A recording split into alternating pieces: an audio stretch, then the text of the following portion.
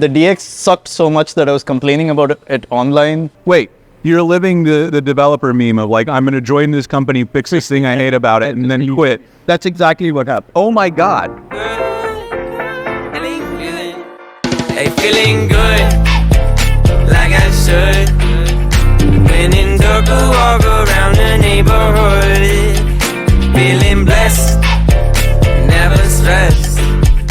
Got that sunshine on my Sunday best. Yeah.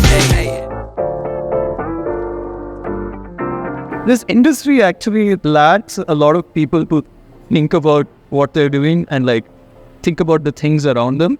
And it turns out that's where a lot of leverage can be found. The internet changed my life. And when I say changed my life, I mean in a very fundamental way. It exposed me to this magical world. I don't have to be the son of, well, it doesn't have to be rich, some middle class person in the Western world to be able to climb this ladder. All I need are ideas. All I need is participation, and all I need is community. Those are points of leverage. Being a part of a community almost guarantees that you are going to be in a much better position in the future. Leverage is everywhere around you in technology. If you just like take a minute to look, as long as you can challenge the status quo, you can think about how things can be different. If you're not too beholden to the rules and to the standards and what people think should be the way things are built, you can absolutely like outclass anyone else in the system. A lot of time that I've spent looking at new tech, usually what I find myself doing is thinking about how that new tech changes what I do today. And I forget to think about how could it change the way that we do things tomorrow. And a couple times I've been in the right place at the right time, then my combined experience allowed me to see like the next shift. For me, that moment was when I spotted GraphQL when I was at IBM. Mm-hmm. And so I was like, okay, I want to explore this. And I started going in that direction. It didn't end up where I thought it would end up, but it ended me here. I've never really thought of that as leverage. Like I said, like leverage is available everywhere. A lot of people don't recognize it because they don't think about it. But even more tragic are the people who reject it. And there is a lot of leverage in AI systems. Okay. There is an advantage to learning about it, to understand how these systems work, to becoming comfortable with the vocabulary and how these operations actually run. It bothers me that so many people reject it on an absolute level simply because of all the horrid things that it might probably also do. People who are absolutist about it, I want to sit them down and say, okay, you're right, but have you considered what could happen if you put a little effort into it? I am one of the pretty big AI skeptics. Mm-hmm. My knee jerk was to say, no, I don't like this. I don't want anything to do with this. And then I started to, it's like, oh wait, the adjacent possible though, that's pretty wild. Do you feel like in your career, you're trying to predict where the industry is going and like making career choices for that? Or I guess what's leading you in these cases? Is it the observation of leverage, or are you getting yourself into roles that allow you to leverage these observations? One of the things I'm happy about when I decide to do a new job, I always try to make it something where most of it is something that I've never done before. Always wanting to do something new has been such a big decision for me. Hell, even doing the startup thing. I don't know jack about running a startup, but I did it and it's going well. I'm someone who like hop jobs. The thing about my job hopping is I never leave a job when things are bad. I leave a job when things are good. Can you say more about that? Because like I've had a lot of these conversations and almost all of them are talking about navigating like the moment when things get bad. If you're not like, so are you not having that moment, or you're just choosing a different moment to leave? There's the option to choose stability and stay in a great company, or I won't get very many chances to build my own company and try something new and try something extremely ambitious. Let's go. Why not leave when things are going incredibly well? Sure, they might promise you more money, and that's actually a great reason to stay. But there is always the option to do something new, to add something more to your tool belt. You can always wonder or kind of, role play what you would do in certain scenarios. And it's interesting to think, would you do this or this? Like, in this scenario, what would you do? And it's fun when we can think about that stuff without consequences, but it's very different when you're in the seat. It's very weird you're asking me this question because you're doing the same thing yourself. Yes, yeah. How does that feel? It's super weird. Like I've sort of had the same odd trajectory where, I went from being an engineer to being an internal advocate, to being an external advocate, to being an executive, and now I'm independent. And at each of those cases, I was sitting thinking to myself, well, what would I do if I was doing this instead? And I was like, I don't know, maybe I'll go be this, maybe I'll go be that. And at some point I just realized, like, well, if I don't try it, I'm always going to wonder. And if I continue to wonder, then that could turn into dissatisfaction with where I am. It could turn into resentment. But if I keep thinking about something and I run the scenario of like, okay, what's the work that it'll take to get there? And I look at the work and I don't go, that's not worth the trade-off. And I still feel the tug. I'm like, I gotta do it, because if I don't, I'm going to be looking back and I'm going to regret, like, I had a chance to try this thing. I've spent a lot of my career in the wrong role, and they hand me a project and they say, hey, make this project great. And I can do it for a little bit. And then I go, okay, but what's next? And they're like, nothing. This is the thing. You make this perfect forever. And I just start to it's a good job. It pays well. They treat me well, but I'm chafing. And I'm like, I hate it here. What's wrong? Why do I hate this job? If I sense an opportunity to explore, I know that for me, curiosity is one of the biggest payoffs. If I can answer a question, that reward center in my brain, that's everything. Incredible. I look at the math of like 1% improvements and like how that kind of goes nonlinear. And to me, every question I answer is, I've never really used the word leverage, but thinking about it is leverage. Because I've built this network of information where I've tried a lot of things and I've done a lot of different jobs. I've explored a lot of different topics, and now I have a little bit of experience almost everywhere in this industry. And those little pieces overlap and interlock, and it allows me to do stuff that not a lot of people can do. My skill set is probably not one of a kind, but it feels pretty close to one of a kind.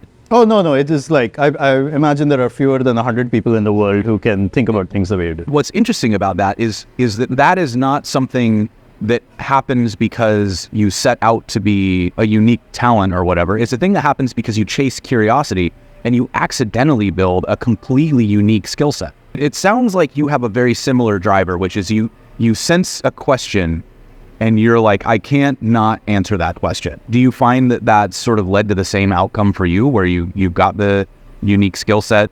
I do have common threads. Look, I look back at the last 7 years that I've been in the UK. I've done 3 jobs. And looking back, I'm like, oh, there's like a common thread to all of this. I've always been interested in real-time and the intersection of real-time, multiplayer, and UI. Before I joined Cloudflare, I actually wanted to build a company on top of durable objects. And the DX sucked so much that I was complaining about it online, at which point they reached out and said, do you just want a job to come fix it?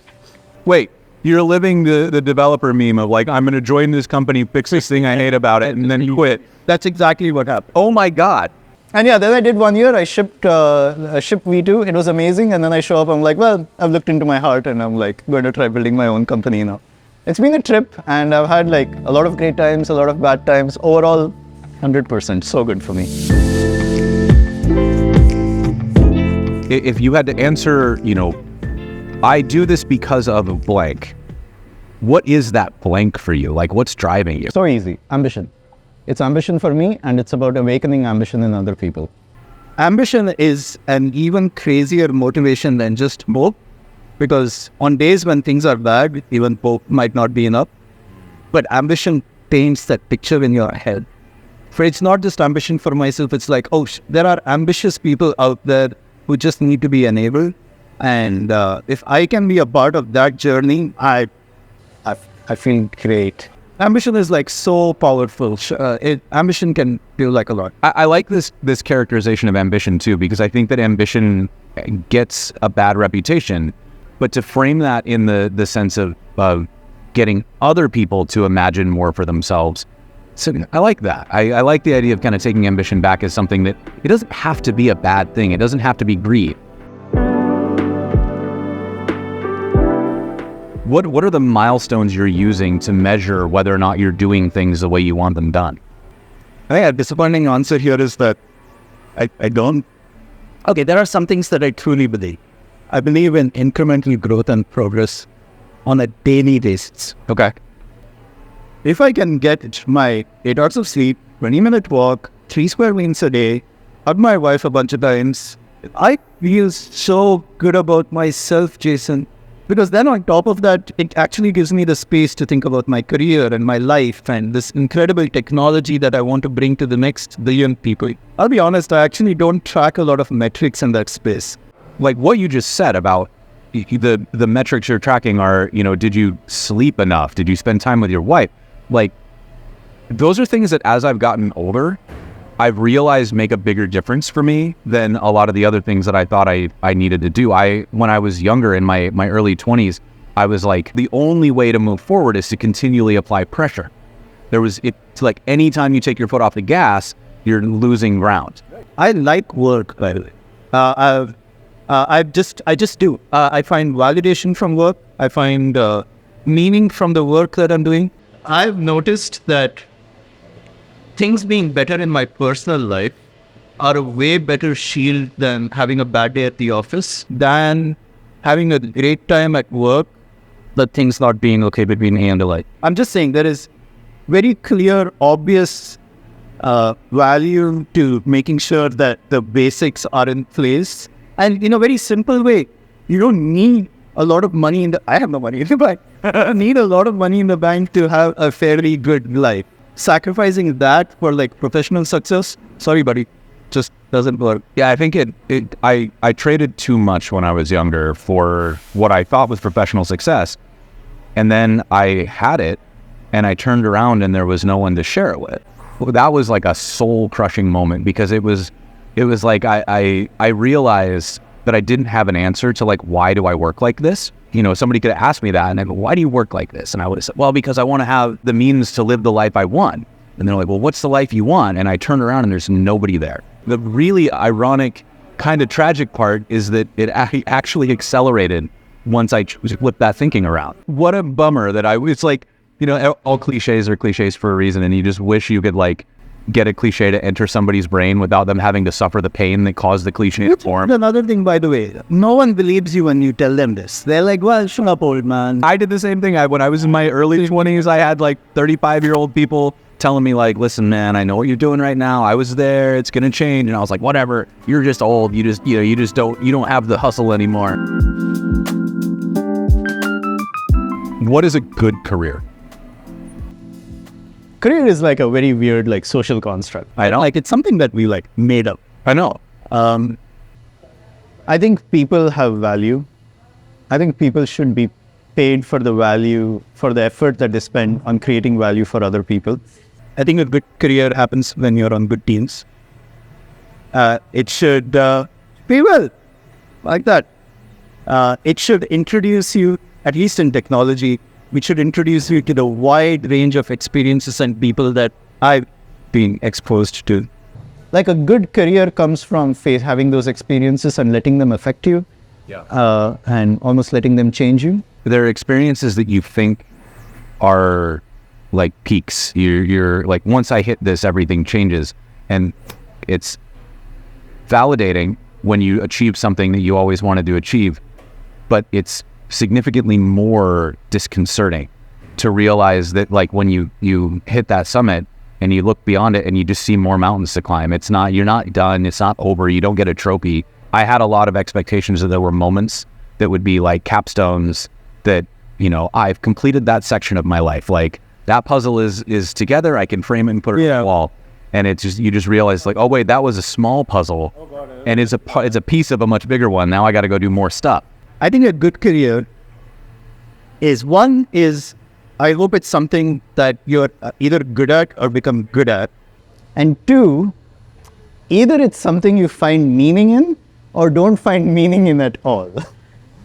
Oh, so you can either care deeply or you don't have to care. Or you don't have to care and you're still good at it. That is such a good career to learn. That's a good answer. And you're still good at it and you do it and everybody thanks you for it. But it hits 5 and you're like, well, great work, everybody. High five. I'll see you later. Sunil, thank you so much. This has been a delight. I really appreciate you taking the time. Likewise, Jason. Always great to hang with you. Got that sunshine on my Sunday best. Hey, feeling good, like I should. When in Took a walk around the neighborhood, feeling blessed, never stressed.